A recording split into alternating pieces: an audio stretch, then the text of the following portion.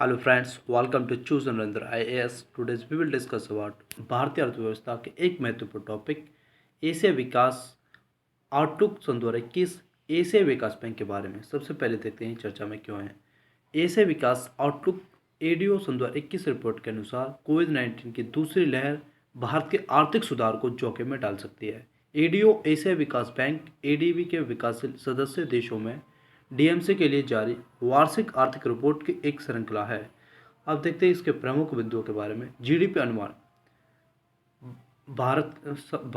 भारतीय संबंधित देखते हैं। सार्वजनिक निवेश, टीकाकरण और घरेलू मांग में वृद्धि के कारण आर्थिक सुधार जारी रहेगा और वित्तीय वर्ष 2021-22 में भारत के सकल घरेलू उत्पाद जीडीपी में 11% की मजबूत वृद्धि का अनुमान लगाया गया है। वित्तीय वर्ष 2022 व 23 में भारत की आर्थिक वृद्धि दर घटकर लगभग 7% रहने का अनुमान लगाया गया है। सरकार के दूसरे अग्रिम अनुमान में वित्तीय वर्ष 2020-21 में सकल घरेलू उत्पाद जीडीपी में 8% का संकुचन अपेक्षित है। विकासशील एशिया वित्तीय वर्ष 2021-22 में विकासशील एशिया की आर्थिक वृद्धि दर 7.3% के आसपास रहेगी, जबकि पिछले वर्ष इसमें 0.2% संकुच देखने को मिला था। विकासशील एशिया में भौगोलिक समूह के आधार पर एडीबी सूची के 40 सदस्य शामिल हैं। इनमें नई औद्योगिक अर्थव्यवस्थाएं और मध्य एशिया, पूर्व एशिया, दक्षिण पूर्व एशिया तथा प्रशांत क्षेत्र के देश शामिल हैं। भारत भी विकासशील देश एशिया का सदस्य है। अब देखते हैं इसकी समस्त चुनौतियां क्या हैं। इस क्षेत्र विकासशील एशिया के लिए महामारी सबसे बड़ा जोखिम बनी हुई है, क्योंकि टीकाकरण अभियान में ही हो रही संभवतः देरी या अन्य महत्वपूर्ण प्रकोप वृद्धि को प्रभावित कर सकते हैं। भारतीय राजनीतिक तनाव में वृद्धि, उत्पादन में अड़चनें, वित्तीय के कारण उत्पन्न वित्तीय उथल पुथल और स्कूल बंद होने के कारण सीखने की क्षमता के नुकसान जैसे दीर्घकालिक नुकसान अन्य जोखिम कारकों में से है। महामारी के कारण स्कूल बंद होने के प्रभाव को देखते हैं। कई देश दूरस्थ शिक्षा का उपयोग कर रहे हैं, लेकिन ये केवल आंशिक रूप से प्रभावी हो पाई है, क्योंकि कई छात्रों के पास कंप्यूटर और इंटरनेट जैसी बुनियादी अवसंरचना का अभाव है। ये व्यवधान छात्रों द्वारा अर्जित किए गए कौशलों को प्रभावित करेंगे और अंत में भविष्य के श्रमिकों के रूप में उनकी उत्पादकता और उपार्जन को प्रभावित करेंगे। सीखने की क्षमता संबंधी ये नुकसान पैसिफिक क्षेत्र, जहां स्कूल लगभग चालू ही रहे, में तकरीबन 8% रहा, जबकि दक्षिण एशिया, जहां स्कूल सबसे लंबी अवधि तक बंद रहे, में ये नुकसान 55% रहा। विकासशील एशिया के लिए छात्रों के भविष्य के उपार्जन में कमी का वर्तमान मूल्य 1.25 ट्रिलियन अमेरिकी डॉलर आंका गया है, जो वित्तीय वर्ष 2020 में इस क्षेत्र की जीडीपी 5.4% के बराबर है। भारतीय विश्लेषण को देखते हैं। स्वास्थ्य देखभाल, जल और स्वच्छता पर भारत सरकार द्वारा किए गए खर्च में वृद्धि से भविष्य की महामारियों के खिलाफ देश के लचीलेपन को मजबूत प्राप्त होगी।